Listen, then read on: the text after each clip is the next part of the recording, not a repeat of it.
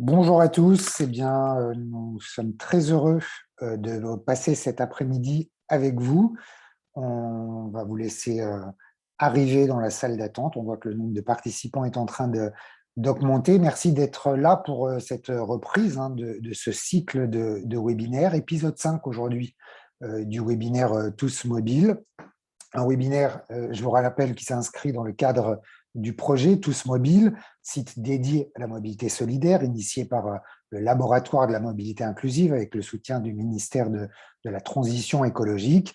5e numéro aujourd'hui, un webinaire particulier aujourd'hui consacré aux plateformes de mobilité à l'occasion de la sortie d'un guide, le guide que vous voyez à l'écran, Tout comprendre des plateformes de mobilité, un guide numérique publié par le labo en partenariat avec le ministère et avec France Mobilité. Alors, si tout le monde a déjà entendu parler des plateformes de mobilité, il reste parfois finalement assez difficile, lorsque la question est posée, d'en donner une définition précise, de savoir à qui elles s'adressent, de connaître les services et les solutions qu'elles proposent, de comprendre leur fonctionnement, leur modèle économique, ou encore essayer d'expliquer comment s'y prendre pour monter une plateforme. Eh ben, c'est tout l'enjeu de cette publication construite autour de 8 questions. Et c'est cette même construction que nous avons reprise aujourd'hui avec nos intervenants pour entrer et comprendre dans ces dispositifs au service de la mobilité solidaire. Alors, au sommaire de ce webinaire très riche, nous donnerons la parole dans quelques instants à Céline Mouvet pour comprendre dans quel cadre réglementaire les plateformes évoluent. Ensuite, Pierre Taillant, économiste à l'ADEME, nous en donnera la définition. Il nous dira à qui elles sont destinées et à quels besoins elles répondent. Nous nous intéresserons ensuite aux services et aux solutions que les plateformes proposent, avec un focus sur 2 plateformes, avec Karim Ait Youssef pour WeMove et Didier Luce pour le réseau mobile. Nous nous pencherons ensuite sur l'écosystème dans lequel ces plateformes évoluent, avec 2 interventions, celle de Karl Baldacci pour Pôle emploi et celle de Maël Bourguigna pour le département de Loire-Atlantique. Enfin, nous nous interrogerons sur le modèle économique des plateformes de mobilité avec Marc Fontanès, directeur de projet mobilité chez Auxilia Chronos et auteur de ce guide. Alors, n'hésitez pas à poser vos questions à nos intervenants via l'onglet questions-réponses. Nous aurons un long temps d'échange à la fin de ce webinaire avec Pierre Taillant, comme d'habitude, qui va se charger de synthétiser et de nous faire partager vos retours. Et puis Pierre, n'hésitez pas, s'il y a beaucoup d'interventions après chaque intervenant ou chaque séquence, on peut effectivement répondre de manière un petit peu plus groupée aux questions spécifiques qui pourraient être posées. Enfin, sachez, comme tous nos précédents webinaires, que vous pourrez retrouver ce numéro en replay sur la chaîne YouTube du LMI et de France Mobilité. Alors, avant de laisser la parole à Céline Mouvet, quelques mots encore pour vous dire finalement pourquoi le LMI a décidé de publier ce guide dédié aux plateformes. D'abord parce que depuis sa création, le laboratoire de la mobilité inclusive a toujours placé ces dispositifs au cœur de ses actions. En favorisant effectivement l'accès des plus fragiles à une mobilité autonome, les plateformes de mobilité constituent évidemment un outil au service de la mobilité solidaire. Le LMI a notamment élaboré depuis 2019 maintenant une cartographie interactive des plateformes qui est régulièrement mise à jour. 160 opérateurs aujourd'hui y figurent. Avec cette publication, nous souhaitions aussi répondre à un besoin. Aucun outil de ce type n'existait. Cette publication a vraiment pour ambition de proposer un éclairage pratique à toutes celles et tous ceux qui peuvent contribuer au vaste écosystème des plateformes, que ce soit les collectivités, les acteurs publics de l'emploi, de l'insertion, les acteurs sociaux, les opérateurs de mobilité, les associations ou les employeurs. Enfin, pourquoi le faire aujourd'hui? Sans doute parce que les plateformes se situent finalement à un moment charnière, 25 ans après leur apparition. Elles entrent dans une nouvelle étape. Elles bénéficient désormais d'un nouvel environnement réglementaire avec l'application de la LOM. Et puis, elles font aussi l'objet de nouveaux dispositifs pour encourager les territoires à les développer. Je pense notamment ceux lancés cette année dans le cadre de la stratégie nationale de lutte contre la pauvreté. Enfin, nous avions aussi envie tout simplement de mettre en lumière celles et ceux qui, tous les jours, œuvrent sur le terrain pour la mobilité solidaire. Et puis, vous le verrez à l'occasion de la lecture de ce guide, il y a de nombreux témoignages de tous ces acteurs qui sont acteurs justement tous les jours de cette mobilité solidaire. Merci en tout cas à toutes celles et tous ceux qui ont contribué à la rédaction de ce guide. Ce guide numérique est téléchargeable depuis le site Tous Mobile et le site du LMI, et je pense qu'on va vous le mettre dans le forum pour ceux qui ne l'auraient pas encore téléchargé. Entrons maintenant dans le dur et dans le détail justement de ces dispositifs, avec, pour ouvrir ce webinaire, cette question justement de l'environnement dans lequel évoluent les plateformes. Avec vous, Céline Mouvet, bonjour, merci d'être là. Vous êtes chef du bureau des politiques de déplacement du ministère de la Transition écologique, et on va, grâce à vous, répondre à cette question. Vaste question, dans quel cadre réglementaire les plateformes évoluent-elles? Oui, bonjour à tous. Eh bien, effectivement, avec ce programme Allant Champ, avant d'entrer plus concrètement dans l'univers des plateformes de mobilité et aussi avec les acteurs qui font ces projets au quotidien, on a choisi aujourd'hui de vous présenter le cadre réglementaire dans lequel s'inscrivent effectivement ces plateformes. Alors, l'objectif pour moi, ministère, c'est pas tant de vous fournir ou délivrer une lecture un peu juridique de la loi, même si ici j'ai mis des références, effectivement, des principaux articles que pourrez vous retrouver, mais c'est surtout vous montrer comment le cadre réglementaire et surtout l'ambition qu'il a sous-tend est une véritable voie d'accélération pour ces projets. Et du coup, je reprendrai et je m'inscris pleinement dans les propos de Francis sur le fait qu'on est sans doute à un moment charnière autour de ces projets. Donc, la loi d'orientation des mobilités, elle porte l'enjeu d'une mobilité pour tous et partout. Et je pense que voilà, ce n'est pas rien dans la situation aujourd'hui auquel nous sommes confrontés. On a beaucoup d'enjeux sur l'urgence climatique, mais il est important de replacer ces questions de mobilité au-delà de ces questions sans doute un peu de sortir de cette vision souvent technocratique et portée surtout vers l'infra de nos politiques de transport pour les porter vers les besoins. Et c'est ce que la LOM porte comme ambition. Et donc, elle met effectivement avec cet objectif de droit à la mobilité, où on est passé de droit à transport au droit à la mobilité. Ce n'est pas effectivement derrière un changement uniquement de mots, mais bien un changement de posture qui est appelé, mettant également en lumière, au travers effectivement de cette approche plutôt portée sur les besoins et l'approche servicielle, les ruptures sociales et territoriales en matière de mobilité, en visant le déploiement et en mettant à l'agenda ces questions de mobilité partout, à la fois dans les zones urbaines où on avait déjà effectivement des autorités organisatrices de la mobilité et sur ces questions de mobilité assez prégnantes, mais aussi dans des territoires plus ruraux. Plus concrètement, la LOM a rendu explicite une compétence mobilité solidaire. Alors, elle se distingue des autres compétences de transport urbain, etc., parce qu'effectivement, elle porte à la fois, surtout avant tout, un concept et un objectif de politique publique. L'idée étant très clairement de mettre en lumière la nécessité au niveau local de conduire des politiques de mobilité plus inclusives au bénéfice des publics vulnérables. Donc, c'est effectivement pas l'apanage des politiques sociales ou d'instruction de poser la question de la mobilité au travers de ces enjeux. Et donc, dans ce cadre et au travers de cette compétence mobilité solidaire, la collectivité est appelée à la fois à agir, mais aussi à fédérer, animer un écosystème. Et donc, au travers de cette compétence, on met aussi également en lumière tout un écosystème et de services de mobilité, au premier plan desquels les plateformes de mobilité.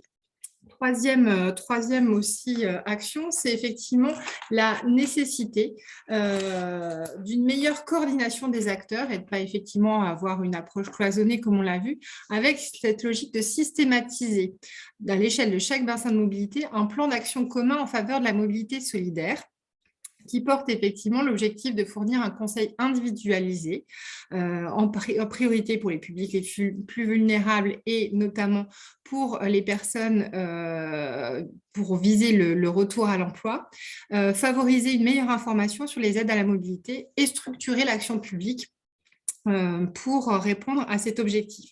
Donc, vous voyez bien qu'au travers de ce plan d'action commun, on n'est pas allé imposer un outil, mais on retrouve très clairement, vous le verrez dans les présentations de cette séquence, qui s'inspire très fortement de l'aspect, enfin, on va dire, de l'objet, j'allais dire social, mais l'objet des plateformes de mobilité solidaire. Et donc, c'est en toute logique que nous avons soutenu le laboratoire de la mobilité inclusive dans cette production de ce guide pour apporter effectivement concrètement, fournir un apport concret à la diffusion de ces dispositifs, souvent méconnus. Alors, on ne sait pas forcément toujours comment, effectivement, ce à quoi ça renvoie. Et pour illustrer très clairement, voilà, j'espère que avec toute l'intervention de nos collègues, on dépassera effectivement certaines interrogations de certains acteurs sur les plateformes de mobilité, que ce ne sera pas qu'une vision des fois souvent numérique qui m'est objectée. Voilà, les plateformes de mobilité, c'est de l'humain, c'est vraiment un accompagnement très précieux et un acteur très important sur les territoires qui sont appelés à se déployer. Voilà, je vais laisser la parole du coup, effectivement, à Pierre Taillant pour effectivement vous préciser et rentrer un peu plus concrètement sur le détail de ces plateformes. Oui, merci Céline. Alors, je vais revenir rapidement sur les définitions et déjà pas mal de choses qui ont été évoquées là, dans la présentation de Céline Mouvet sur le contexte réglementaire. Alors, qu'est-ce qu'une plateforme de mobilité? Vous l'avez compris, si on peut passer la slide, merci. Dans le dispositif qui a été réglementaire qui a été présenté, c'est bien un dispositif d'animation, de coopération qui est au service de ces acteurs locaux, que sont les collectivités territoriales, bien sûr les acteurs de l'emploi, de l'insertion, les acteurs de la mobilité et bien sûr le monde associatif. Les plateformes, elles vont réaliser 3 sortes de missions complémentaires. D'abord, c'est accompagner bien sûr les personnes fragiles vers une mobilité autonome à partir d'un diagnostic qui est fait sur leur situation, leur capacité, on y reviendra, la proposition de solutions et l'accompagnement dans ces solutions. Ensuite, elles vont mettre en réseau les porteurs de solutions. Ça aussi, c'est un point important, que ce soit les transporteurs publics, les acteurs privés, les associations, donc jouer sur cette complémentarité aussi des solutions. Et enfin, développer des solutions complémentaires lorsque c'est nécessaire pour les besoins qui ne sont pas couverts sur certains territoires, à certaines horaires, par exemple. Donc, on l'a compris, il y a un ancrage territorial et une action territoriale qui est très forte dans l'action des plateformes de mobilité pour apporter ce service de proximité sur les territoires sur lesquels elles vont agir.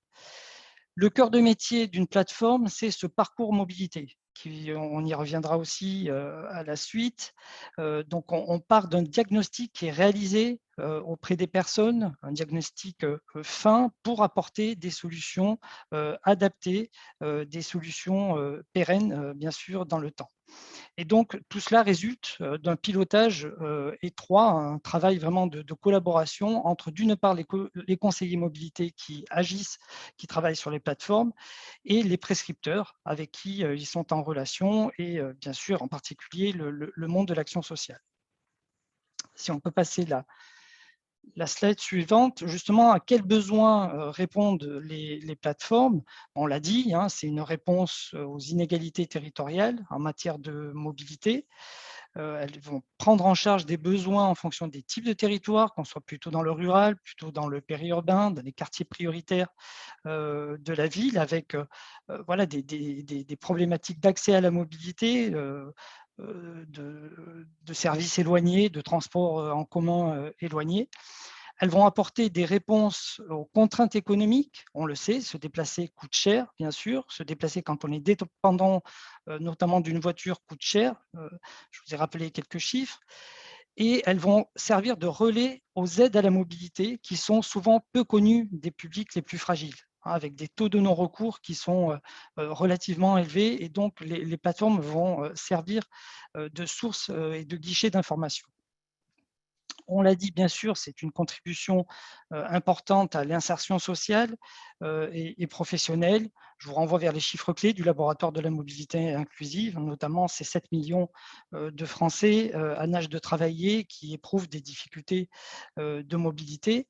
Et les plateformes vont aussi aider à lever des barrières, pas que économiques, mais également cognitives, comme le fait de se repérer dans un plan de transport en commun ou un réseau de transport en commun, le fait d'utiliser un automate pour payer un titre de transport, toutes ces barrières cognitives que différents publics peuvent rencontrer. Et donc, bien sûr, par-dessus tout ça, elles sont un lieu où vont venir et où doivent s'articuler la transition écologique et la justice sociale. On le sait, la mobilité compte pour beaucoup dans l'empreinte carbone des Français, presque 30%. Et donc, là aussi, c'est un lieu dans la construction et l'apport de solutions qui va permettre de réduire la dépendance aux énergies fossiles qui peuvent engendrer une précarité énergétique dans la mobilité. Alors, à qui les plateformes sont-elles destinées?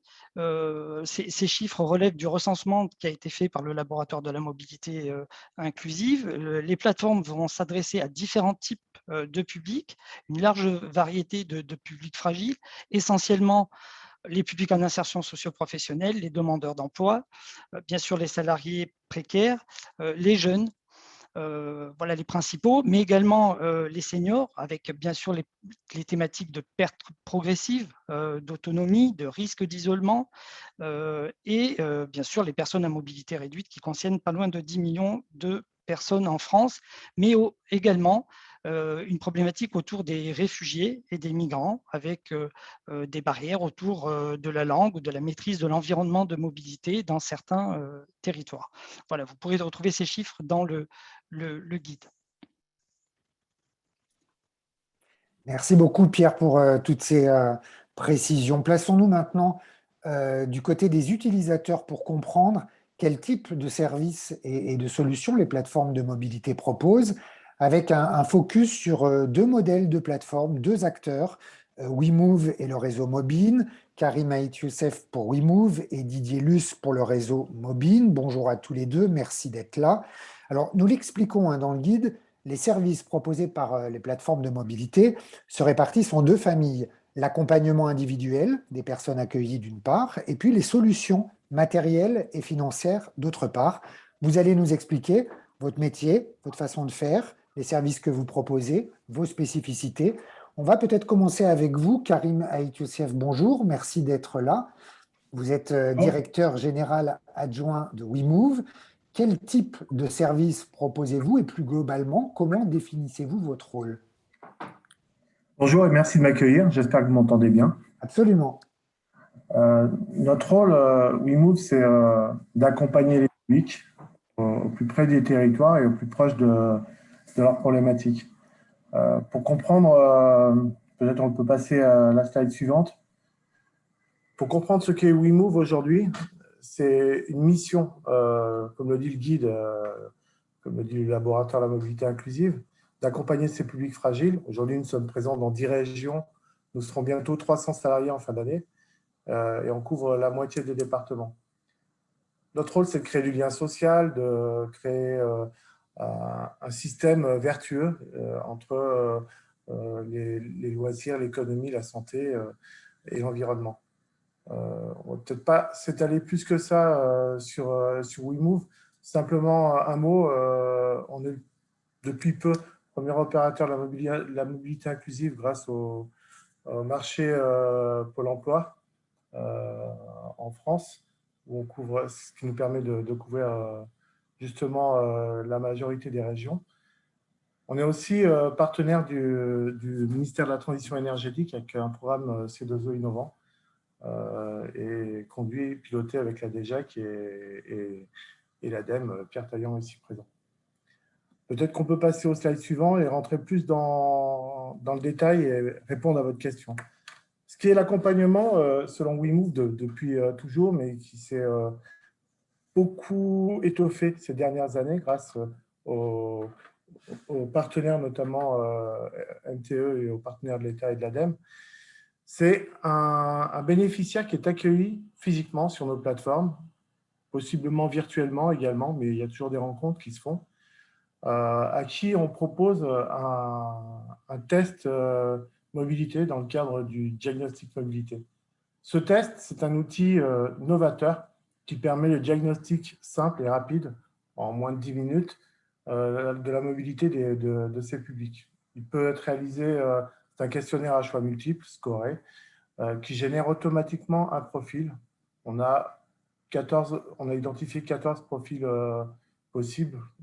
Je vais vous en citer quelques-uns. Le routinier des transports, le contraint et persévérant, le véhiculé contraint, l'hyperlocal citadin, qui est en général sur des distances de déplacement inférieures à 3 km. Donc, ces profils qui sont générés par le test numérique, il peut être complété à la fois par le public, par les prescripteurs ou par les opérateurs mobilité avec lesquels on travaille, justement, ce qui vient lier l'accompagnement et le service mobilité. Ça enclenche l'accompagnement et le suivi du bénéficiaire. Une fois qu'on a dit ça et qu'on a réalisé ce test, il y a une analyse très fine qui est faite par nos conseillers en mobilité et on va utiliser simultanément plusieurs moyens pour lever ces freins à la mobilité, des moyens pédagogiques, de formation à la mobilité, d'utilisation au transport, etc. Mais par exemple, peut-être qu'il y a une dizaine d'années, on faisait beaucoup d'ateliers lecture de cartes. Aujourd'hui, vu qu'on est sur la fracture numérique, on est plutôt sur l'utilisation des applis mobilité comme les applis GPS, Waze, ou le pilote, ou Passe-Passe mobilité dans les Hauts-de-France, par exemple. Donc, on est plus à se déplacer avec les smartphones, utilisés majoritairement par les bénéficiaires, mais pas forcément avec une connaissance fine de ces outils numériques. Donc, la fracture numérique, on y lutte dès l'entrée avec le test mobilité.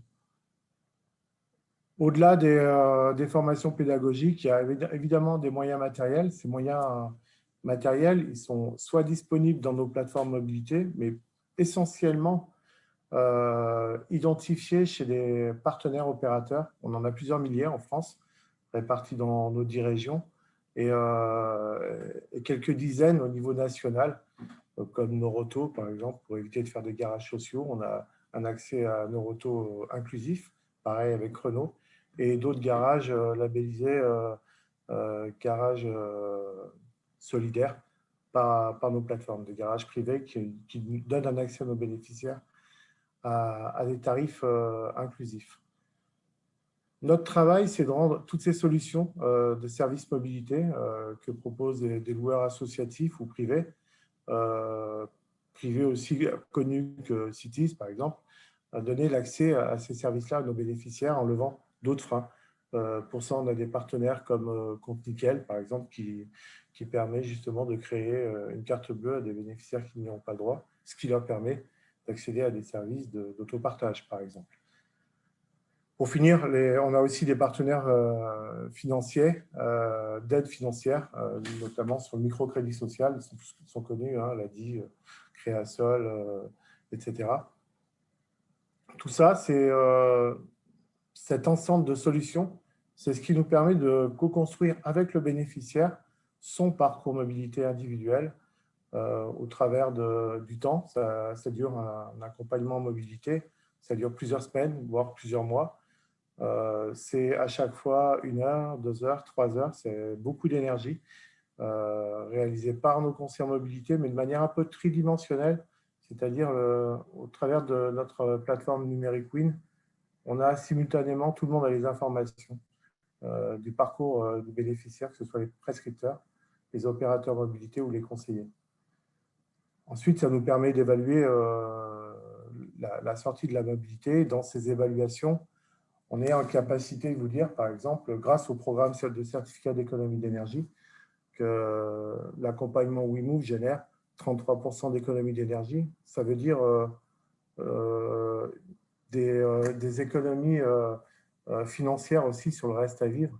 Parce que quand on se déplace de manière durable, et écologique, ça coûte moins cher. Et c'est le message principal de la précarité énergétique et du programme que l'on porte avec nos partenaires de l'ADEME, Total, Siplec et la DGEC, bien évidemment, pour réaliser ces actions. Là, on parle aujourd'hui, depuis plusieurs années, d'écomobilité inclusive et exclusivement d'écomobilité inclusive. Ce sont aussi toutes ces évaluations qu'on a eues avec l'État, avec les certificats, avec les CIS, la possibilité de créer cet espace bénéficiaire numérique, mais également de co-construire un métier. Ce que je veux te donner comme message principal, il y a un métier, ce sont les conseillers en mobilité. Les conseillers en mobilité, un métier qu'on a travaillé au niveau de la formation avec le laboratoire de la mobilité inclusive il y a quelques années. Et j'ai l'honneur de vous dire d'ailleurs qu'on a créé notre école de la mobilité inclusive, vous l'avez en primeur, WeMove, en début d'année, début septembre, qui forme des conseillers en mobilité WeMove, mais aussi des conseillers en mobilité partenaires au travers qui viennent utiliser nos outils comme l'outil WIN qu'on partage aujourd'hui avec nombre d'associations sur les territoires. Si vous me permettez encore une minute, je sais qu'on n'a pas beaucoup de temps, qu'on est timé, juste une minute pour vous dire quand même que prendre un peu de la hauteur sur tous ces sujets qui sont tellement importants. Souvent, au LMI, on a cofondé le laboratoire de la mobilité inclusive avec Total. Quand on l'a cofondé, c'était justement pour militer, comme on l'a fait sur la loi LOM, etc., pour identifier la mobilité inclusive comme vecteur essentiel. Aujourd'hui, ce n'est pas 7 millions. Si on ajoute des niveaux de précarité différents, notamment les seniors, on est à 12 millions de personnes en difficulté de mobilité. Nous, on a bientôt 300 salariés, 14 millions d'euros de budget. Bon, je ne sais pas quel est le budget de la Fédération mobile, mais ça doit être quelques dizaines de millions d'euros, j'imagine. On a des budgets qui se sont bien développés. On répond de plus en plus à de plus en plus de demandes, mais on parle de quelques dizaines de milliers de personnes, alors que le besoin en France, c'est que ce soit 7 ou 12 millions, peu importe, c'est plusieurs millions de personnes. Et pour répondre à ce besoin-là, si on regarde ça au travers du budget des transports et de la mobilité durable en France, on est à 9 milliards. Donc, il y a eu beaucoup d'efforts faits des pouvoirs publics ces dernières années. Là, aujourd'hui, si on veut passer à l'échelle, c'est ça le vrai virage. Il faut travailler l'écomobilité inclusive et aussi travailler à développer, c'est aussi pour ça qu'on a créé cette école de la mobilité inclusive, à développer ces bonnes pratiques d'accompagnement à destination de tous les publics et prioritairement ce chiffre qui est énorme de plusieurs millions de personnes à accompagner pour une meilleure inclusion sociale. Merci beaucoup, Karim, pour votre présentation, pour votre intervention. Je voulais qu'on revienne un peu plus tard sur les défis et les enjeux des plateformes pour demain. Vous l'avez fait en même temps. Autre présentation et autre plateforme maintenant avec vous, Didier Luce. Bonjour Didier, merci d'être avec nous. Vous êtes président de Mobine Région Grand Est. Présentez-nous les plateformes Mobine, les services que vous proposez, les solutions et vos spécificités. Oui, bonjour, vous m'entendez bien? Parfaitement. Oui, donc voilà, je vais vous présenter le réseau et au-delà du réseau, c'est l'enjeu de vous présenter ce qui effectivement est constitutif d'une plateforme, puisque là c'est la thématique du jour. Mais en deux mots sur notre organisation, nous sommes, vous pouvez passer la slide suivante s'il vous plaît, nous sommes un réseau qui fédère qui cherche à fédérer l'ensemble des acteurs territoriaux sur les différentes régions de France. On a 11 régions constituées. On accueille des adhérents qui sont, comme je le présenterai tout à l'heure, sur différents sujets, qui ne sont pas automatiquement des plateformes, qui peuvent être des simples opérateurs uniques, soit loueurs, soit transporteurs. Mais 50% de nos adhérents sont des plateformes. Et elles sont toutes indépendantes les unes des autres, mais elles se fédèrent. Et cet enjeu de se fédérer, c'est cette mise en réseau qui a été évoquée tout à l'heure déjà, des porteurs de solutions pour faire progresser cette question du champ de la mobilité inclusive sur les territoires. Alors, on a des adhérents qui sont d'autres réseaux. On a d'ailleurs aussi des adhérents de WeMove sur certaines de nos régions. Et ils sont les bienvenus. Nos 11 régions constituées au jour d'aujourd'hui, c'est plus de 150 structures qui sont toutes indépendantes, qui représentent plus de 35 000 personnes accompagnées, et c'est plus de 1000 professionnels de la mobilité au service des parcours des publics. Ce sont des chargés de projet, ce sont des conseillers en mobilité, puisqu'on a aussi toute une activité de conseiller en mobilité. Ce sont des ambassadeurs, des enseignants d'écoles de conduite à statut associatif, des encadrants dans des garages solidaires, des logisticiens de transport pour accompagner le transport à la demande. Et tout l'enjeu autour de cette question-là, c'est bien de dire ce qui est constitutif d'une plateforme de mobilité, comme l'a évoqué tout à l'heure Pierre Taillant. Vous pouvez passer. On a 2 enjeux sur cette question d'agir pour une mobilité inclusive et solidaire. C'est celle d'abord de proposer c'est de proposer des solutions qui sont physiquement et financièrement accessibles aux catégories de population exclues d'un accès à la mobilité, ce qui a été dit. Et on a 2 champs d'action de service, celle du pouvoir bouger, qui permettent de lever les freins matériels et financiers et qui vont donner aux personnes des moyens matériels pour se déplacer lorsqu'ils ne sont pas suffisants. On va retrouver dans tout ce champ-là des opérateurs de location solidaire, que ce soit de voitures, de scooters, de vélos à assistance électrique, que l'on va mettre à disposition à des tarifs spécifiques pour les publics parce que cofinancés par des organisations publiques ou par des dispositifs publics de financement, que ce soit l'État, les conseils départementaux ou les régions. La mise à disposition de véhicules va aussi pouvoir permettre de travailler sur des questions qui aujourd'hui sont le covoiturage organisé, c'est-à-dire de comment on mutualise un véhicule et comment on va pouvoir travailler à l'insertion de public en favorisant ce partage d'un véhicule lorsque les gens n'en ont pas. Parce que le covoiturage, c'est une relation d'un conducteur avec lorsqu'on est sur du covoiturage organisé, c'est une notion de garantie de bonne fin aussi qui est mise en place et puis de fournir aussi le matériel nécessaire à pouvoir se mettre en place. Avec un véhicule, on va aussi pouvoir organiser, et là, ces exemples sont des exemples aussi de solutions complémentaires que l'on va avoir à l'organisation faite par les autorités organisatrices de transport, du transport d'utilité sociale, alors qu'il est réglementé au jour d'aujourd'hui dans cette terminologie, mais toutes ces initiatives de transport à la demande, de transport solidaire, qui vont faire que l'on va sur un territoire pour compenser un manque et un besoin, organiser des modes de déplacement.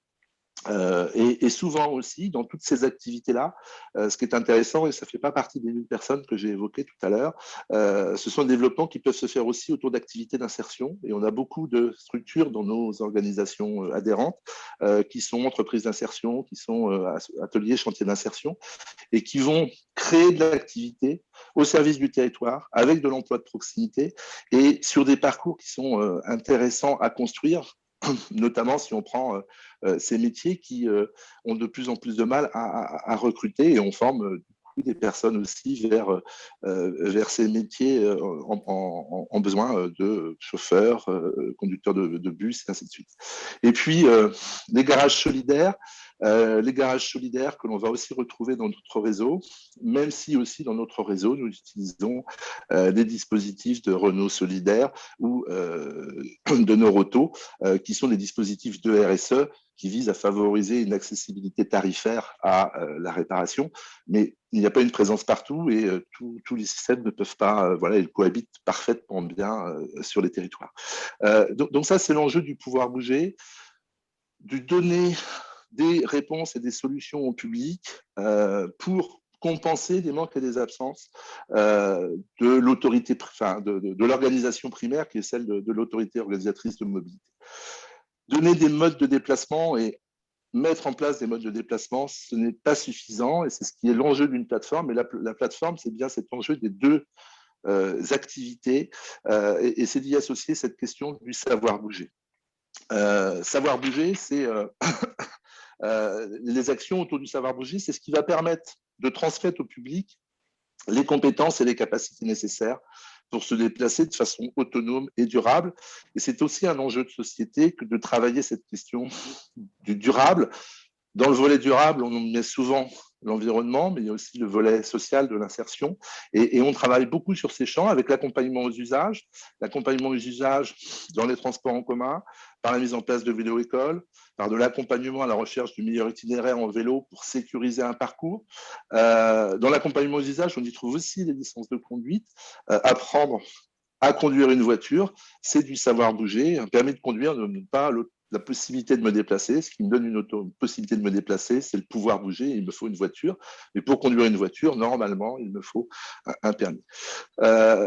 Donc, on est sur ce savoir et donc ça nécessite d'accompagner, d'identifier les besoins d'apprentissage, ce qu'on a évoqué, ce qu'a évoqué tout à l'heure parfaitement WeMove, monsieur Kassem, tout à l'heure, sur ces questions d'apprentissage. On a aussi, nous, des opérateurs et des formations qui forment nos conseillers mobilité. On en a formé déjà plus de 120 ou 130 au niveau de notre réseau avec des modules spécifiques qui sont mis en place.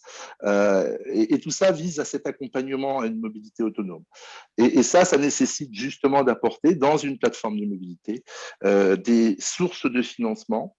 Alors, ces sources de financement qui vont être différents, et c'est bien leur identification qui est importante, et qui passe certes par le microcrédit, mais qui passe aussi parfois par les droits accordés à la personne en fonction de leur statut, dont les droits à la formation, qui peuvent être mobilisés pour venir aider à financer tout ça. Je vais anticiper sur l'enjeu du financement, parce que ce n'est pas le sujet, mais l'intérêt et l'enjeu d'une plateforme, vous avez sur les territoires des opérateurs qui sont soit dans un champ, soit dans l'autre. L'enjeu d'une plateforme, c'est de pouvoir sur un territoire, en coopération avec les collectivités, puisque c'est de leurs compétences au jour d'aujourd'hui, elles l'ont prise en tant que PCI, de pouvoir justement les associer pour produire un service plus coordonné, d'animer ce service pour que les populations les plus précaires, qu'on puisse couvrir les zones blanches et que les populations les plus en difficulté puissent trouver une solution qui réponde à leurs besoins. Et ça, c'est la capacité qu'on peut offrir en étant présent justement sur les territoires, parce que nos adhérents, ils sont pas basés sur une planète tout en haut, ils sont en Corrèze, en Lozère, dans le Bas-Rhin, c'est le cas de ma structure, donc des zones qui peuvent être parfaitement rurales, des zones qui sont totalement urbaines, et qui vont travailler à développer des projets qui vont animer tous ces deux éléments qui touchent, qui sont cette question de donner la possibilité de se déplacer avec des moyens, et puis d'accompagner à l'autonomie, et donc d'accompagner les personnes dans une acquisition de mobilité durable, dans le sens qu'ils sont capables de se débrouiller tout seuls après. Il ne s'agit pas de les assister ad vitam aeternam, mais de leur permettre de pouvoir avoir ce choix du mode de déplacement et de passer d'une représentation monomodale à une représentation multimodale qui va leur permettre de pouvoir envisager de l'intermodalité, donc de se rabattre avec un vélo sur une gare, de prendre un train, de pouvoir trouver après un bus ou de pouvoir retrouver un vélo ou un scooter. Et c'est ça qu'on travaille au quotidien au niveau des structures, toutes indépendantes les unes des autres, et ce qui fait aussi la difficulté parfois de nos organisations, c'est cette diversité, mais c'est aussi ce qui fait forcément sa richesse. Voilà pour les enjeux autour d'une plateforme et des services qui, à mon sens, sont portés par une plateforme et qui est important, à mon sens, de présenter et de passer. On pourra revenir après sur quelques enjeux. Merci beaucoup Didier pour cette présentation et merci à vous deux pour ces services et ces solutions. Pierre Taillant, je me tourne vers vous. Est-ce qu'il y a à ce stade-là déjà quelques questions qui concernent les intervenants qui ont déjà pris la parole depuis le début? Oui, une remarque et quelques questions. Une première remarque qui dit que la LOM n'est pas nécessairement très claire sur la définition de la mobilité solidaire. Donc, qu'est-ce qu'il faut entendre derrière cette terminologie qui relève plus de l'aide individualisée à la mobilité que d'une logique collective, la difficulté de la circonscrire pour une AOM. Et le sujet n'est pas simple. La mobilité solidaire peut être portée par d'autres acteurs que les AOM ou les autres PCI qui interviennent sur d'autres compétences ou d'autres types de politiques publiques. Et justement, une autre question qui était en lien, c'était comment éviter cette cacophonie un petit peu entre les intervenants, les acteurs de la mobilité, de l'emploi, du social, à l'échelle d'un département et avec les différentes compétences et acteurs des volets mobilité, plan de relance pour l'État, emploi pour la région, etc. Peut-être pour Céline Mouvet. Oui, bonjour. Alors, je vais peut-être scinder en deux ma réponse, mais sur la compétence mobilité solidaire des AOM, je trouve ça très instructif cette question, parce que voilà, je pense que la question, c'est pas de savoir qui est la personne compétente, c'est de se dire, à un moment donné, on a des problématiques de mobilité pour un certain nombre de personnes, et on a vu effectivement les chiffres donnés, on n'est pas sur quelque chose d'epsilonesque, hein. Donc, ça doit être un objet de politique publique. Et du coup, l'enjeu de porter cette compétence mobilité solidaire, alors j'évoquais effectivement cette distinction entre une compétence transport public où on voit bien, ben voilà, on fait une DSP et on trace du transport. Là, voilà, c'est plus un concept, mais c'est important aussi dans le sens où, voilà, je reviens sur le sujet de ça relève plus de l'aide individualisée à la mobilité et non sur une logique collective. J'allais dire, ben non, c'est une logique collective de pouvoir fournir des solutions. Alors certes, c'est du conseil individualisé, on va fournir des plateformes de mobilité, mais c'est quand même un enjeu de politique publique de pouvoir apporter, on va dire, un système de réponse à ces enjeux de mobilité-là. Et donc, effectivement, je pense que voilà, faut pas cataloguer d'un côté une collectivité, enfin une compétence mobilité qui serait de dire, ben voilà, on va faire du mass transit, et de l'autre, une compétence sociale qui est là pour aider les plus fragiles. Donc ça, je pense que c'est important de parler là-dessus. Après, sur le côté, qui est responsable de qui? Je pense que voilà, la question de la mobilité, on l'a vu, c'est un frein à de nombreuses activités. Et donc, effectivement, je pense on devrait finalement, bizarrement, pas avoir ce débat parce que puisque il y a beaucoup de puissance publique, enfin en tout cas de responsables ou de collectivités ou j'allais dire, voilà, il y a le département, il y a la région, etc. Finalement, ben, ça fait 2 fois plus d'acteurs pour intervenir au contraire de sujets peut-être isolés. Et donc, c'est là où peut-être effectivement comment mettre tout ça en musique. Finalement, il y a, au travers de toutes ces compétences, on peut dire qu'il y a finalement, on peut être surpris qu'il y a beaucoup de faits qui se penchent sur le berceau, mais finalement, concrètement, comment on agit collectivement. Et peut-être que l'intérêt de ces plateformes de mobilité, c'est de travailler sur justement un objet concret de mise en œuvre, de déployer un objet concret et qui peut être en capacité de fédérer et effectivement de structurer ou de mettre autour de la table des politiques un peu différentes. Voilà, j'espère avoir un peu essayé de prendre du recul sur ces sujets, mais voilà, c'est important de pas réfléchir en termes de compétences strictes. Justement, encore en lien avec les rôles des acteurs, est-ce que les chantiers d'insertion peuvent être considérés comme des prescripteurs sur les plateformes de mobilité? Céline, peut-être, en complément? Sur les chantiers d'insertion en tant que prescripteurs pour les plateformes? Spécialiste, est-ce qu'il y a un cadre précis sur la question? Je sais pas si... Ou Didier? Ouais. Voilà. La question du prescripteur, elle est importante. À notre sens, toute personne qui accompagne des publics en difficulté d'insertion est un prescripteur. Le prescripteur, c'est celui qui oriente vers le service. Se pose après, derrière, la question du tiers payeur, c'est-à-dire qu'on a un référent, mais on va avoir une typologie de public qui doit rentrer après dans des cases financières. Et l'enjeu de la plateforme, elle est aussi là, elle est de pouvoir s'ouvrir à tous les publics sans catégorisation, parce qu'on a justement un guichet aussi unique avec des financements qui financent la plateforme et pas des services. Donc ça, c'est le gros enjeu de cette question des plateformes. Nous, moi, je peux parler au niveau de ma structure, après, pas au niveau de Mobine, mais en général au niveau du réseau mobile, dès lors que l'on a affaire à des acteurs des services pour l'emploi, et donc les acteurs de l'IAE sont considérés comme des acteurs des services pour l'emploi, ce sont des publics qui sont effectivement prescrits, qui vont pouvoir bénéficier des services. Voilà. Ça, c'est la réponse un peu normande que je peux donner, mais elle pose la question derrière. Le prescripteur, c'est le tiers de confiance, voilà, qui va valoriser, qui va valider un besoin, mais ça pose derrière la question et la pertinence de l'enjeu économique de comment cela est pris en charge. Parce que si je fais une tarification solidaire, comment la différentielle est-il pris en charge?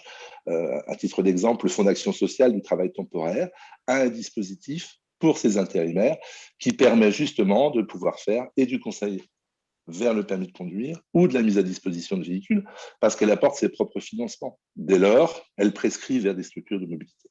Et on peut avoir la même chose avec des structures d'IAE dans certains départements, c'est en tout cas le cas dans le mien au niveau du Bas-Rhin.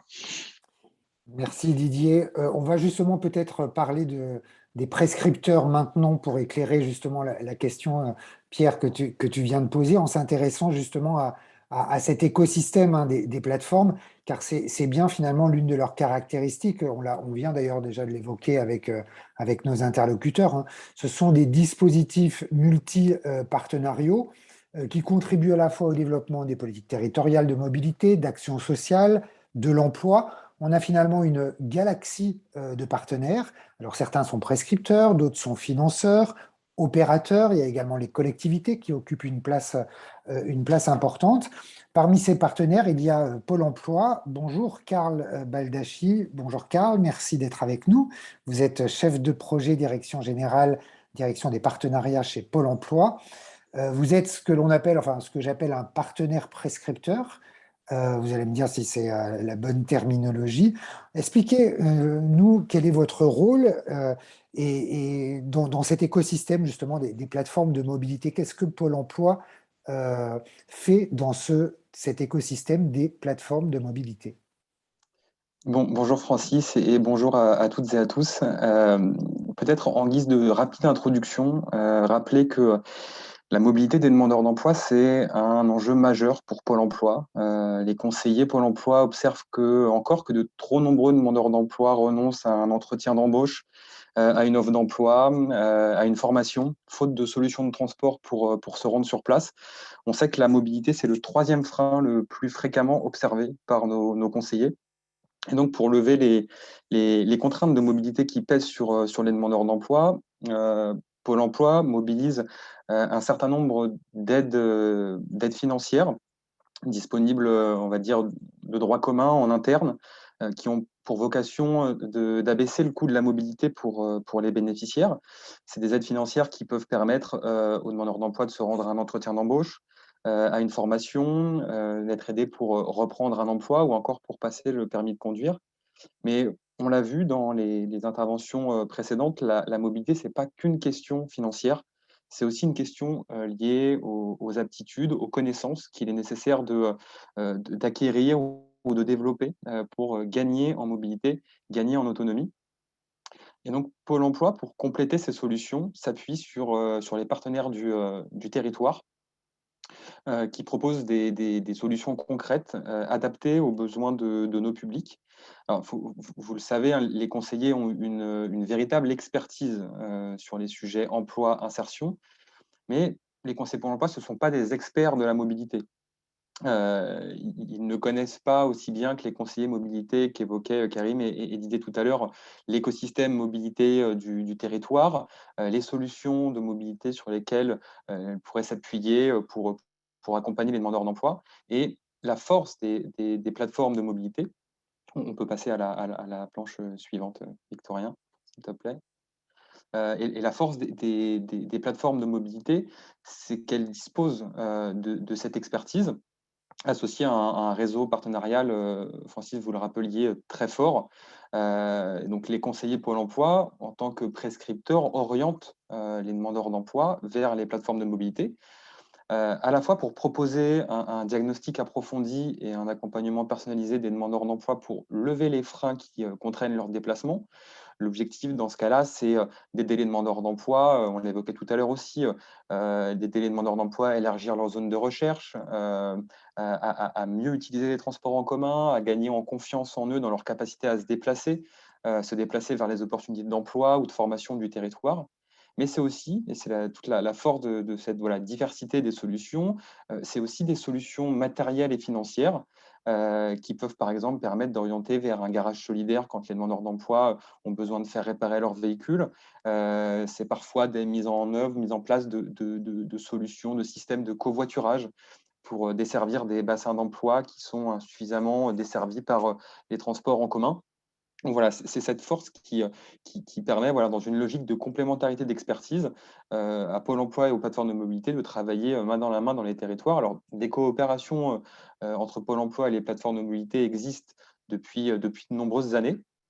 Heu il est possible aussi que le partenariat s'accompagne d'une contribution financière. C'est en fonction des opportunités locales et aussi en fonction de ce que les partenaires du territoire, hein, je pense notamment aux partenaires collectivités territoriales. Ça fera la transition avec la collègue du conseil départemental Loire-Atlantique qui prendra la suite.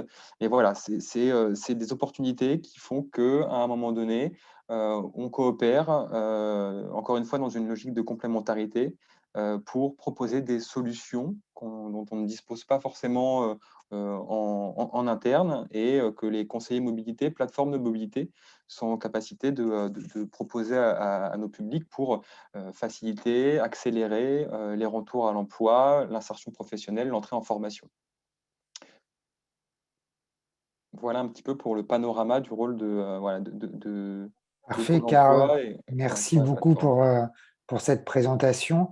Effectivement, un multi-partenaire, un partenaire prescripteur, je disais, vous le disiez aussi à l'instant, il y a d'autres partenaires importants, comme par exemple les collectivités qui endossent souvent d'ailleurs plusieurs casquettes, hein, elles peuvent contribuer financièrement, mais aussi donner une ambition, proposer un portage politique déterminant. Là, je cite vraiment le guide, hein, qui déterminait et qui qualifiait ce rôle des collectivités. Avec nous, un département, justement, pour voir un petit peu comment ça se passe. Bonjour, Maëlle Bourguignat. Merci d'être avec nous. Vous êtes chargé de projet insertion au département de Loire-Atlantique et vous avez décidé, enfin vous, le département a décidé d'animer directement un dispositif de plusieurs plateformes. Vous accompagnez, je crois, à peu près 700 personnes par an. Je vous laisse nous expliquer tout ça.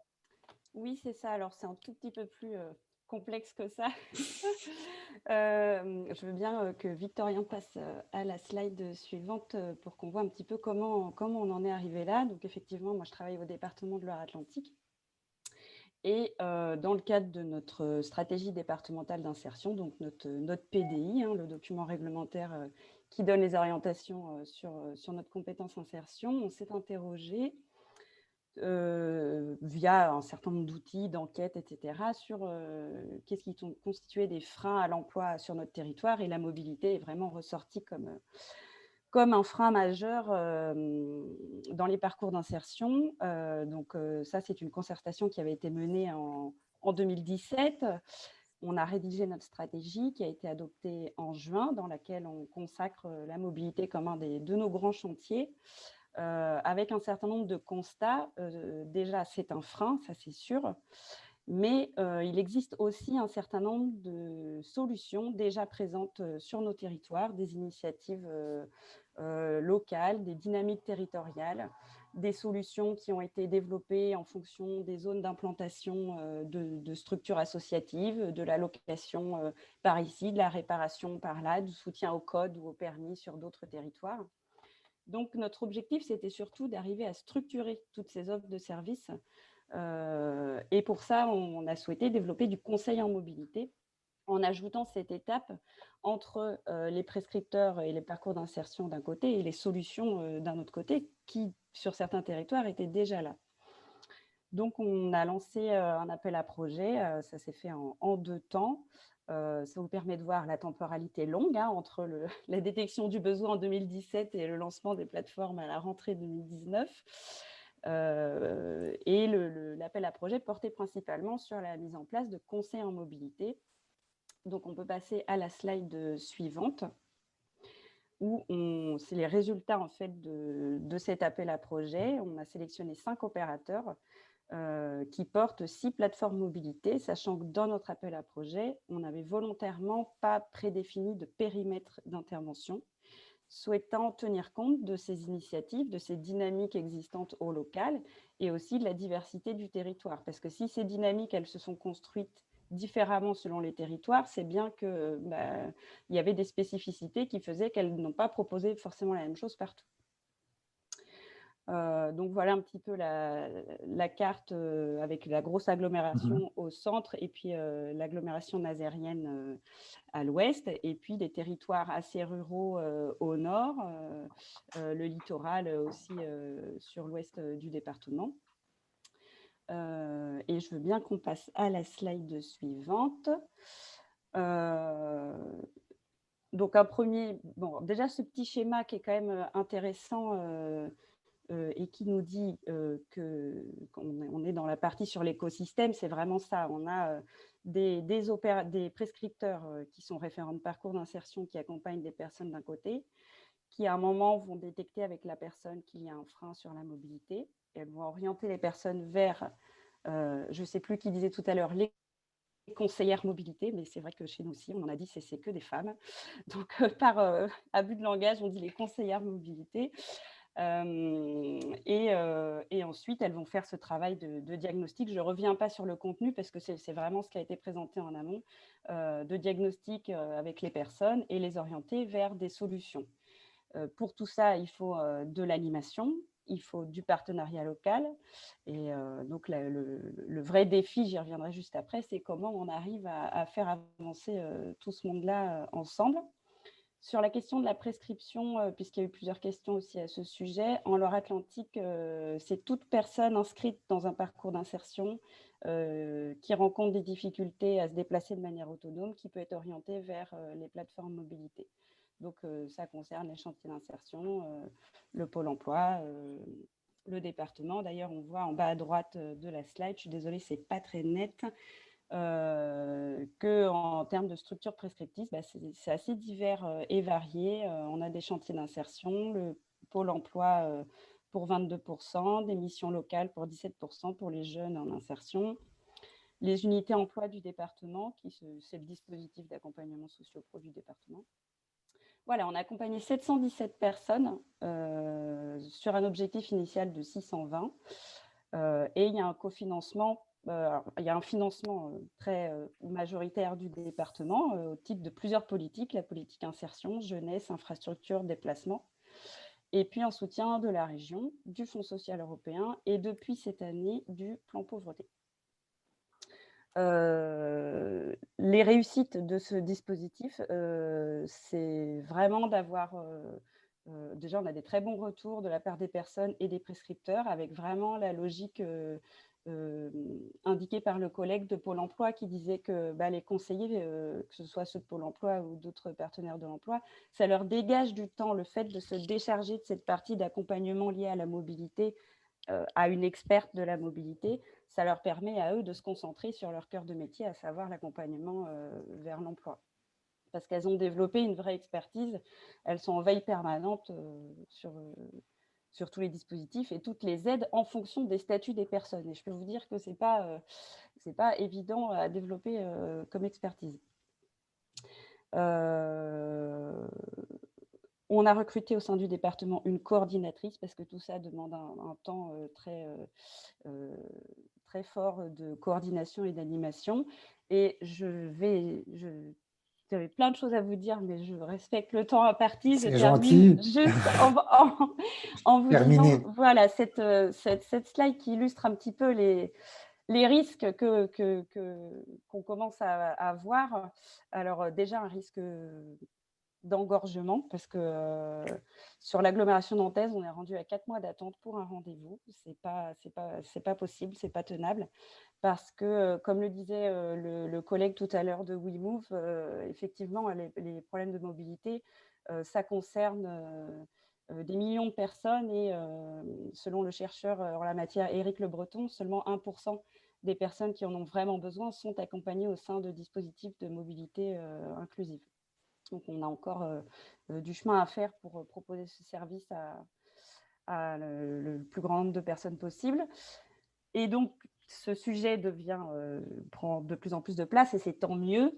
On est très content que tous les pouvoirs publics rentrent dans la danse. Néanmoins, le risque, c'est de voir de nouveaux dispositifs apparaître avec des périmètres différents en termes de public, en termes de géographie.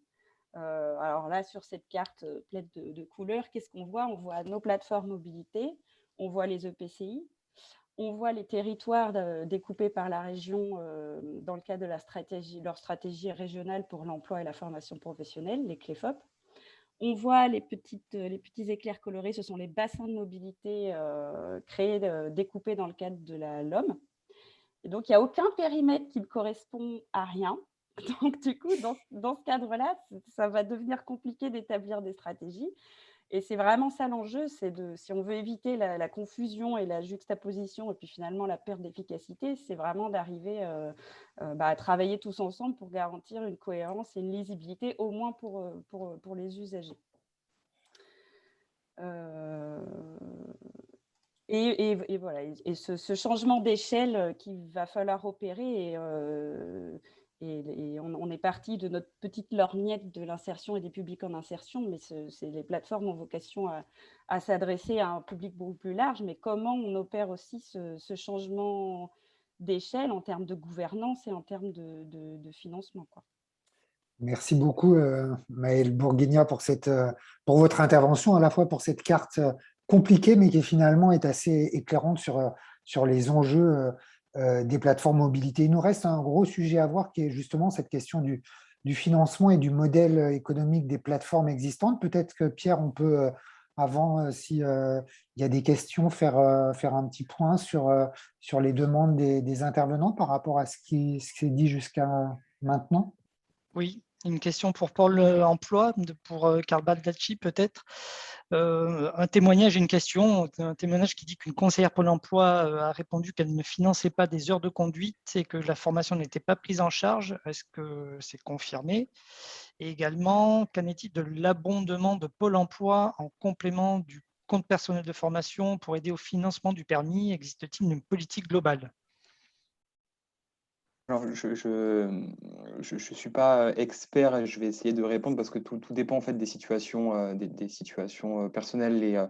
Les financements ou cofinancements ne sont pas automatiques, ils sont sous condition, alors à la fois de ressources, mais aussi inscrits dans le projet du demandeur d'emploi en matière de retour à l'emploi. Et c'est en fonction de ce projet et du lien entre la nécessité de passer le permis ou bénéficier de cours de conduite que l'appréciation du conseiller sur le financement ou cofinancement peut se faire. L'abondement au niveau du CPF est possible, mais encore une fois, voilà, sous condition, dès lors que Pôle emploi donne son accord, ensuite l'abondement se fait de façon automatique. Mais voilà, tout dépend de la situation du demandeur d'emploi, au regard de sa recherche d'emploi et de son projet de retour à l'emploi.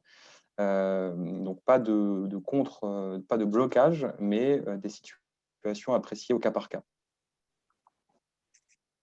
Merci. Une petite question, une demande de précision pour Maëlle Bourguignon sur le chiffre d'accompagnement par conseiller. Oui, je vois la question. Alors, il y a 10 conseillères mobilité. Au départ, elles étaient 7, maintenant elles sont 10. Je relève d'ailleurs qu'il y a eu des difficultés de recrutement, étant donné que c'est un métier qui officiellement n'existe pas. Donc, certains opérateurs ont un peu de mal à recruter. Donc là, elles sont 10. Alors, elles en ont accompagné 717 sur une période d'à peu près 15 mois. Sachant que la durée des parcours est très variable, de 3 à 6 mois, parfois plus, parce qu'elle les accompagne vraiment au bout de la démarche. Mais je dirais en simultané, elles ont peut-être des portefeuilles d'une quarantaine de suivis.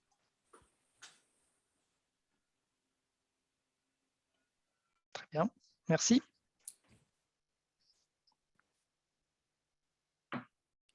Pierre, y a-t-il encore On peut enchaîner. des Ouais. questions? Ou est-ce qu'on passe on continue? Oui. Alors, abordons maintenant avec Marc Fontanès. Bonjour, merci Marc d'être avec nous. Bonjour. Vous êtes directeur de projet mobilité au cabinet Auxilia Chronos. Vous êtes l'auteur de ce guide. On a travaillé ensemble pour le réaliser avec le groupe de travail du LMI et puis grâce à vous. Il y a une question évidemment qui est peut-être la plus complexe, hein, c'est celle qui vous revient finalement de traiter, c'est quel est le modèle économique des plateformes existantes, quel financement, quel équilibre budgétaire. Il y a une partie du guide qui est consacrée à ça. Essayez de nous donner quelques clés de lecture autour de ces modèles économiques des plateformes existantes. Eh bien, merci Francis, bonjour à toutes et à tous. Alors effectivement, la question du modèle économique, elle est assez centrale. Vous aurez compris, je pense, depuis le début du webinaire qu'il n'y a pas de modèle unique, qu'on a plusieurs types de modèles d'une plateforme à l'autre, que le financement public, évidemment, a un point important. Je vais revenir là-dessus. Je vais, en introduction, peut-être simplement évoquer, avec un tout petit peu de recul historique, la façon dont les plateformes ont été développées depuis une vingtaine d'années, depuis qu'elles se sont créées, 20-25 ans. On a pu observer sur cette période 3 types d'initiatives pour développer des plateformes de mobilité.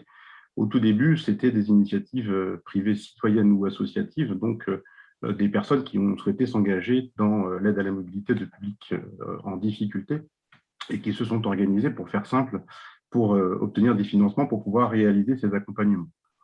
Il y a beaucoup de structures qui se sont développées comme ça et qui ensuite se sont professionnalisées, étoffées, etc. Il y a une deuxième catégorie d'initiatives que je qualifie dans le guide de sous l'égide d'une institution publique, donc un acteur public comme par exemple une agglomération qui organise le regroupement de plusieurs opérateurs associatifs sur son territoire, opérateurs de mobilité, dans un dispositif collectif de plateforme et avec un rôle de coordination, mais pas forcément un financement, en tout cas pas le financement de l'ensemble du dispositif. Et puis, la troisième initiative, un petit peu plus récente, des années 2010, on va dire, qu'on peut qualifier de surcommande, mais avec des guillemets, d'une institution publique. En général, on appuie sur un appel à projet pour développer des plateformes de mobilité orientées vraiment insertion et emploi sur un territoire toujours, et c'est souvent des départements qui ont été à l'initiative de ces appels à projets. Sur commande entre guillemets, parce que ce sont des appels à projets, et je vais y revenir, on peut réfléchir à la façon effectivement de faire de la commande publique pour pérenniser les dispositifs de plateforme de mobilité. Alors, concrètement, qu'est-ce qu'on finance dans une plateforme? On a bien entendu les services qui sont rendus par les plateformes. On a bien compris que c'est d'abord et avant tout de l'humain, donc c'est d'abord et avant tout du fonctionnement. Les plateformes de mobilité ont une grosse problématique de fonctionnement. Il faut payer des salaires, il faut payer des personnes, et en particulier des conseillers et conseillères en mobilité qui vont au-devant des publics accueillis, qui les reçoivent et les accompagnent sur des périodes plus ou moins longues. Bien sûr, de l'investissement, d'abord parce que ce sont des structures qui reçoivent du monde, donc il faut des locaux, il faut de quoi accueillir les gens et de quoi avoir du matériel aussi pédagogique pour la dimension accompagnement individuel. Certaines plateformes proposent, vous l'avez compris, des véhicules à la location sociale, donc il faut aussi acheter des véhicules. Bref, il y a un petit peu d'investissement, mais c'est quand même essentiellement le fonctionnement dont il s'agit. Parce qu'il y a cet enjeu de ressources humaines, principalement parce que par ailleurs, ce sont des structures qui doivent, comme n'importe quelle autre structure, payer un loyer, une assurance, etc. Le gros sujet, c'est le financement de ces charges. Les personnes qui sont accueillies, ce ne sont pas des gens qui sont réputés particulièrement solvables, hein, plutôt peu solvables, voire non solvables. Donc, dans l'équilibre budgétaire d'une plateforme, le poids de la contribution financière des bénéficiaires, il n'est pas neutre, il existe, mais il est relativement modeste, c'est quelques pourcents. C'est important quand même de rappeler que la plupart des personnes accueillies sont invitées à contribuer financièrement à au moins une partie des services dont elles bénéficient, même si ça reste symbolique. Ça a une dimension justement symbolique assez forte dans leur parcours de mobilité. mais ça ne permet pas d'équilibrer le budget. Alors du coup, il faut aller chercher les financements complémentaires nécessaires pour équilibrer ce budget. Et là, on a grosso modo 3 catégories de moyens, enfin de ressources financières. La subvention, principalement d'acteurs publics, bien sûr, et de nature diverse. Dans ce champ-là, il y a plusieurs sous-catégories sur lesquelles je vais revenir rapidement. La prestation, et puis le don, qui fait partie du financement privé, si on regarde les choses de manière un petit peu plus large. La subvention, alors, grosso modo, il y a soit des acteurs comme Pôle emploi ou un département ou d'autres qui demandent à une plateforme d'accueillir un certain nombre de bénéficiaires par catégorie de public. Pôle emploi, c'est des demandeurs d'emploi. Les départements, c'est plutôt des bénéficiaires du RSA. C'est un petit peu caricatural ce que je dis là, mais ce n'est pas loin de la réalité. Et la subvention consiste à accompagner un certain nombre de bénéficiaires de cette catégorie de services sur une période donnée. Donc, une plateforme qui va accueillir aussi bien des demandeurs d'emploi que des bénéficiaires du RSA, des jeunes de moins de 26 ans qui vont être attachés à la mission locale ou des seniors en perte d'autonomie, etc., va devoir avoir autant de conventions d'objectifs pour avoir la subvention correspondante que de public cible. Ça, c'est la première catégorie. La deuxième catégorie, c'est des subventions plutôt au service. On va financer plutôt un certain nombre de permis, par exemple, pour une catégorie de public qui peut être transverse. Et puis, il y a une troisième catégorie de subvention qui est plus transverse à l'échelle de l'ensemble du dispositif de plateforme et qui vient financer une partie du budget. Le deuxième champ, c'est la prestation. C'est à peu près la même chose que ce que je viens d'évoquer, mais on est plutôt là dans un cadre de marché public avec un appel d'offres. C'est plutôt récent et c'est plutôt souhaitable a priori pour que les plateformes puissent se pérenniser. Puis enfin, il y a effectivement le financement privé. Donc, les dons, ce n'est pas neutre, hein, c'est des entreprises ou des particuliers qui mettent à disposition, par exemple, des véhicules. Ça peut être du financement en nature, ça peut être du mécénat, avec l'intervention d'un certain nombre de fondations d'entreprises notamment. Et puis, ça a été évoqué par Didier, je crois, tout à l'heure, il y a aussi des représentants de métiers qui sont les métiers cibles de la mobilité solidaire. Donc, c'est par exemple le cas des intérimaires et donc du Fonds d'action sociale du travail temporaire qui contribuent financièrement aux plateformes quand elles accompagnent des travailleurs intérimaires.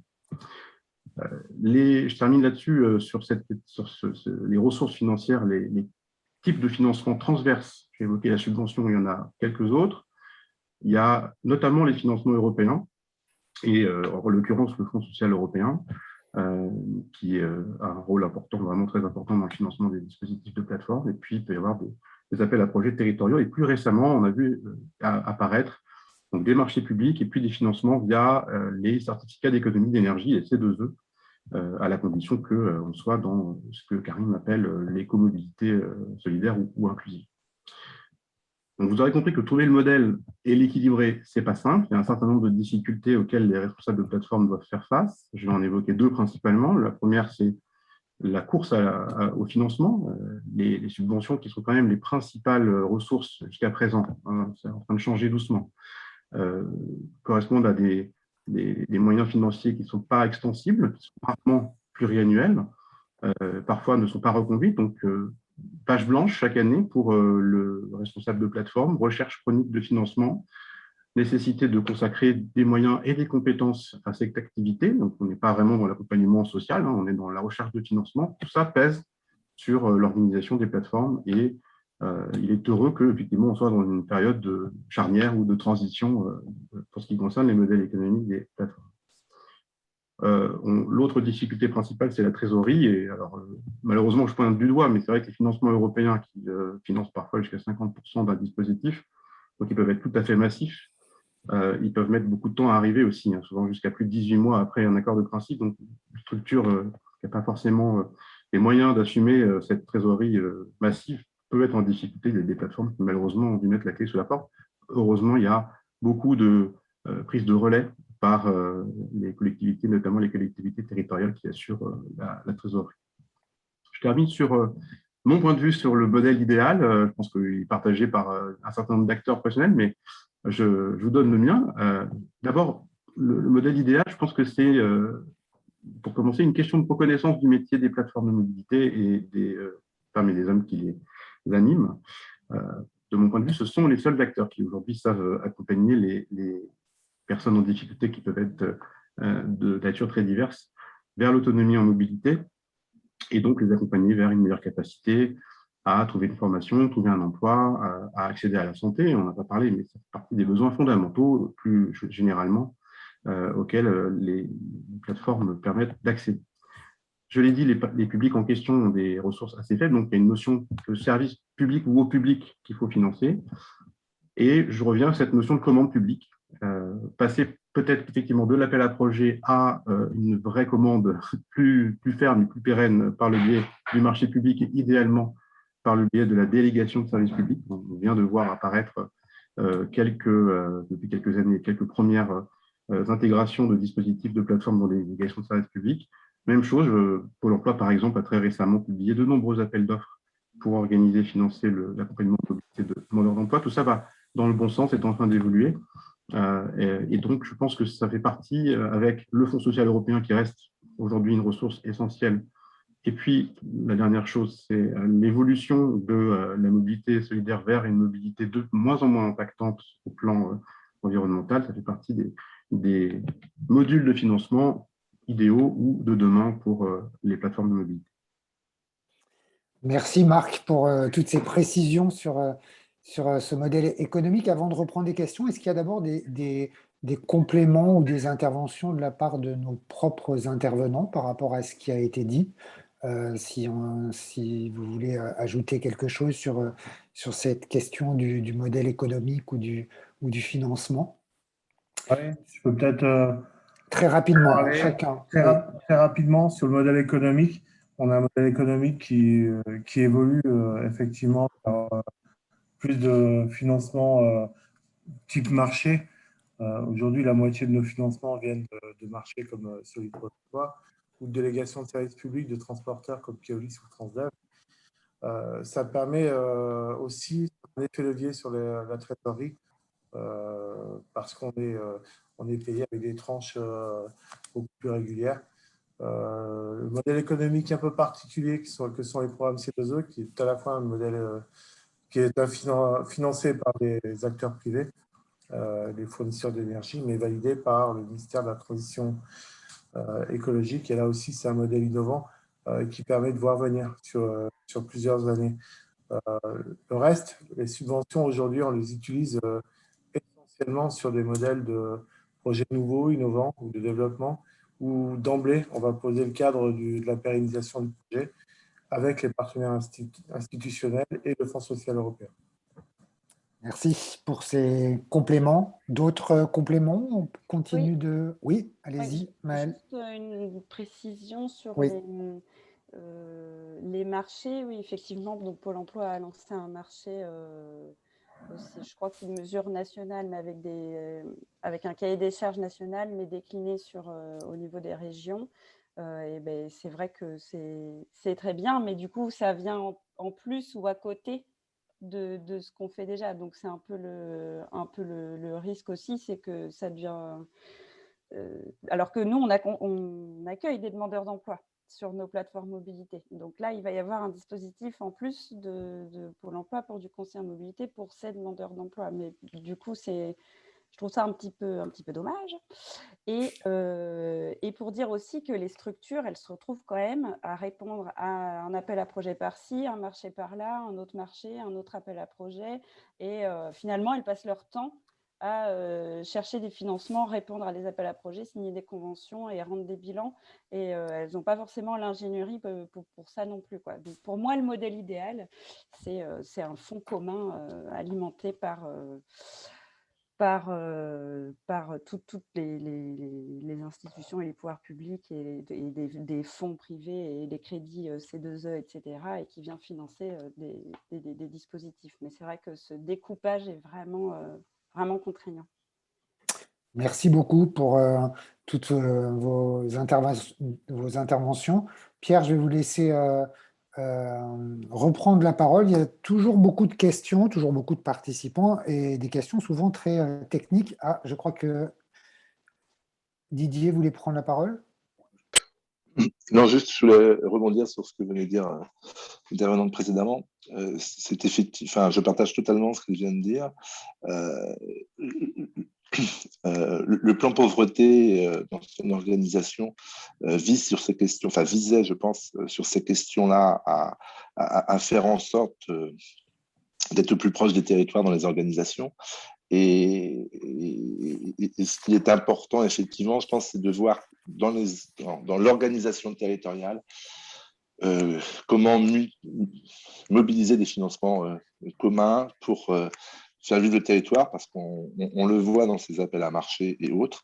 Ce qu'on vient, comme elle le partage, c'est rajouter du dispositif à du dispositif, donc quelque part de la concurrence, qui en soit n'est pas mauvais, mais probablement au détriment des publics qui ne retrouveront pas toute l'offre de services auxquels elles pouvaient prétendre. Et je pense que la réflexion, elle est intéressante dans le plan de pauvreté, elle associe, et c'est, je crois, l'enjeu aussi pour les départements de s'en saisir, cette compétence, entre guillemets, mobilité qu'il aurait rendue dans ce cadre de la solidarité à organiser sur les départements. Et je pense que c'est l'interlocuteur qui doit aujourd'hui prendre un peu leadership sur ces questions-là par rapport à la typologie des publics qui sont accompagnés sur ces organisations. Voilà.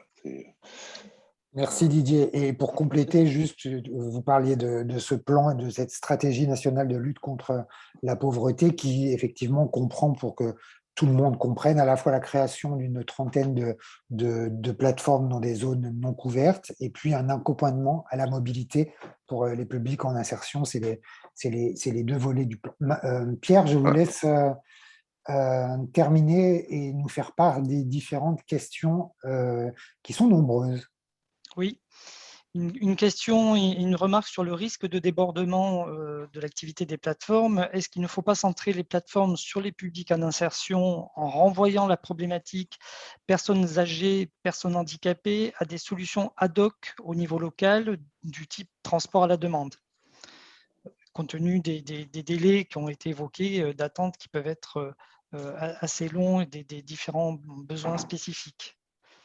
Également, une autre question qui est liée sur existe-t-il un texte juridique de référence concernant l'éligibilité du public, tel que pour le pass IAE, ou justement, est-ce que cette éligibilité est déterminée par l'auteur du diagnostic ou par le prescripteur? Peut-être du côté des plateformes WeMove ou Mobine. Si un des intervenants se sent de répondre ou a des éléments de réponse. Moi, juste sur la première question, c'est vrai que je trouve ça dommage de faire un dispositif par type de public et en fonction de si on est âgé, on va toquer à telle porte, et si on est handicapé à telle porte, et si on est en insertion à telle porte. Et donc, c'est vrai que le changement d'échelle, il est difficile à effectuer parce qu'on est déjà engorgé alors qu'on ne s'occupe que des publics en insertion. Néanmoins, je pense que c'est vraiment là-dessus qu'il faut travailler. En fait, en ce qui concerne WeMove, on part toujours de l'impact sur les territoires, ce qui nous permet de vérifier à quel financeur on peut s'adresser. Quand on parle d'impact énergétique, du coup, on s'adresse à la DGEC. Selon les typologies de public, on a des interventions différentes, parfois d'entreprises également, pour des accompagnements de salariés précaires. On cherche à accueillir la majorité des publics en insertion, en exclusion sociale. On parlait tout à l'heure de 7 millions de personnes en inclusion sociale, voire 12 millions de personnes si on met bout à bout toutes les personnes en difficulté. Changer d'échelle et pouvoir accompagner toutes ces personnes-là, c'est vrai que ça nécessite une ingénierie de fonctionnement et du multipartenariat financier. Peut-être que la différence, c'est que quand on rentre dans une DSP pour 7 ou 8 ans, on fait un dossier une fois et après, on travaille avec le partenaire et on répond aux problématiques en élargissant progressivement le plus possible le panel de public à accompagner selon les statuts, les difficultés, pour pouvoir dire oui à toutes les personnes qui sont orientées. Merci. Une question pour peut-être Pôle emploi. Une personne demande s'il est possible de trouver quelque part les informations concernant les offres de mobilité de Pôle emploi, notamment les détails sur les aides et les différents financements, notamment permis de conduire. Oui, alors tout est disponible sur pôle emploi.fr. Vous allez trouver une rubrique consacrée aux aides et mesures de Pôle emploi et vous y retrouverez les aides à la mobilité, la reprise d'emploi, recherche d'emploi, formation, ainsi que voilà, tout ce qui va concerner les aides au permis B. Merci. J'ai vu qu'il y avait d'autres questions, Pierre, sur Pôle emploi. Je me permets juste de faire voilà, une toute petite parenthèse pour rebondir sur ce que disait Maëlle, ce que disait Didier. J'entendais des effets de concurrence qui peuvent arriver dans les territoires. Et moi, je parlerais plutôt derrière de complémentarité entre des dispositifs qui existent et des dispositifs qui, on va dire, peuvent sembler se superposer, mais qui, in fine, Maëlle, vous le disiez tout à l'heure, 4 mois d'attente pour un rendez-vous avec un conseiller mobilité, c'est que le besoin est là et que pour répondre aux besoins et proposer des solutions concrètes aux usagers, eh ben, on peut faire cohabiter différents dispositifs qui peuvent répondre aux problématiques des demandeurs d'emploi et au-delà des demandeurs d'emploi. Et derrière, c'est à nous de trouver cette articulation. On évoquait tout à l'heure les appels d'offres que Pôle emploi a passés avant l'été, qui visait à renforcer notre offre de service sur un objet bien spécifique, hein, le bilan accompagnement mobilité, auquel de nombreuses plateformes de mobilité ont répondu, et c'est très bien. Voilà, derrière, les titulaires des marchés mettent en place des solutions, proposent des solutions complémentaires aux solutions qui existent. Et je lisais dans le chat qu'effectivement, au-delà de ces questions de bilan accompagnement mobilité, d'autres modalités de coopération peuvent exister. Tout à l'heure, on évoquait la subvention ou des formats aussi de marché de prestations sur d'autres objets que le bilan accompagnement mobilité. C'est totalement compatible et tout ça peut vivre ensemble dans les territoires en fonction des besoins et en fonction des solutions et des propositions que font les plateformes de mobilité ou les acteurs de la mobilité solidaire, pardon, de façon plus large au sein des territoires. Donc voilà, moi j'y vois plutôt un enjeu pour nous qui sommes au pilotage et à la coordination en lien avec les conseils départementaux, en lien avec les EPCI qui ont pris la compétence, en lien avec les commissaires régionaux au plan de lutte contre la pauvreté, de trouver voilà, je dirais un sens un peu global et articulé de toutes les actions de mobilité, dispositifs de mobilité existants dans les territoires. On est d'accord. Il faut s'articuler. Merci. Je crois qu'on a à peu près épuisé l'ensemble des questions. Peut-être une dernière. Oui, oui. Pardon, Didier, si tu veux apporter un complément. Oui, il y avait une question qui touchait au recensement. Oui. Donc, juste pour à titre informatif, le réseau mobile a été retenu dans le cadre du programme France Relance par le ministère de la Santé.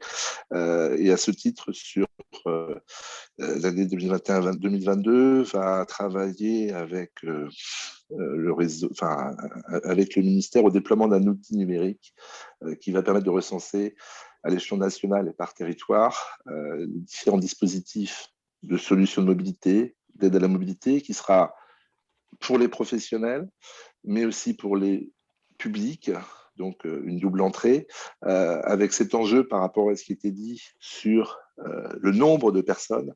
La question n'est pas tant de développer le nombre de conseillers en mobilité, elle est aussi de professionnaliser ceux qui sont déjà dans ces questions de l'accompagnement qu'on dit global, et donc de renforcer leur qualification, leur appréhension de ces sujets de mobilité, pour déjà avoir un premier niveau de réponse et une prescription qui soit plus opérationnelle. Voilà.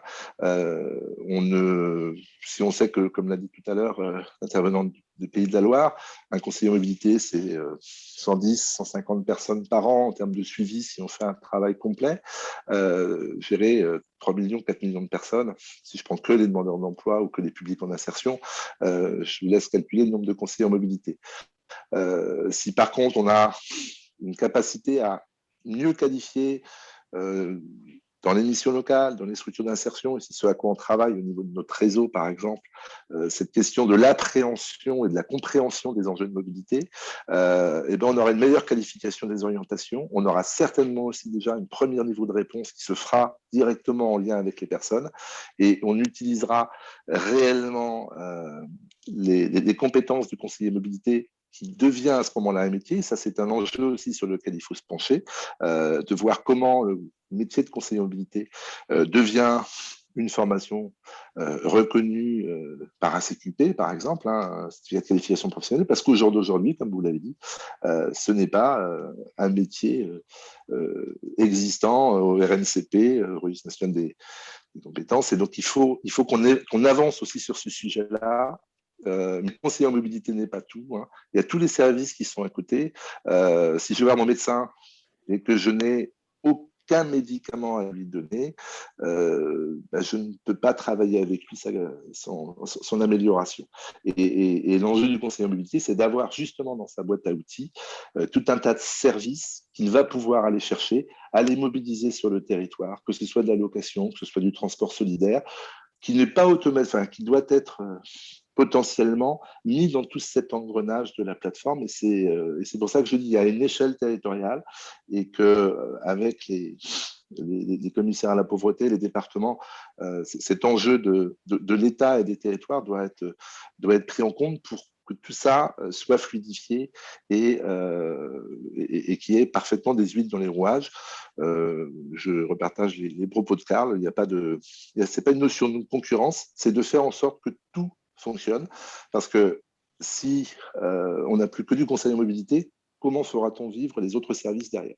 Voilà, c'est un enjeu quand même qu'il faut aussi prendre en compte, et il ne faut pas que les dispositifs en éteignent un autre ou en supplantent un autre. Voilà. Je pense que voilà pour le cadre de la réflexion par rapport à cet enjeu des plateformes et de leur futur développement dans les Didier, merci beaucoup. On arrive au terme de ce webinaire. J'espère que vous en savez un peu plus sur les plateformes. Peut-être Marc, un tout petit mot pour dire aussi que dans ce guide, on a essayé de construire une méthodologie pour tous ceux qui souhaitaient essayer de structurer ou créer des plateformes avec quelques étapes à respecter pour optimiser finalement les chances de succès. Peut-être un mot sur cette dernière question qu'on a abordée dans le guide et qu'on n'a pas eu le temps d'aborder ici, très rapidement. Oui, merci Francis. C'est le petit guide dans le guide. C'est ça. Vous avez envie de monter une plateforme ou d'accompagner le montage d'une plateforme en 7 étapes. On est revenu sur les processus. Au départ, un diagnostic à l'arrivée, l'évaluation d'une activité, en passant par le modèle économique, choisir le bon statut juridique et la pérennisation de l'activité, entre autres. C'est dans le guide. Je n'ai pas le temps d'en dire beaucoup plus, mais effectivement, vous pouvez aller regarder ça avec beaucoup de témoignages de responsables de plateformes très expérimentés. Merci Marc, merci à tous nos intervenants pour ce webinaire et merci pour la qualité de vos interventions. Le cycle de webinaires Tous Mobiles se poursuit. On a d'autres rendez-vous qui arrivent. Le prochain rendez-vous, ce sera le 12 octobre pour un webinaire consacré au quartier prioritaire de la ville, en partenariat avec la NCT. Normalement, vous devriez voir le calendrier de nos prochains rendez-vous. Et puis, le 7 décembre, ce sera un autre webinaire consacré cette fois-ci à la question de la mobilité solidaire et de la mobilité durable. Épisode 6, mardi 12 octobre à 14h. L'épisode 7, mardi 7 décembre à 14h. Merci à toutes et à tous et bon après-midi. Merci, au revoir. Au revoir, merci.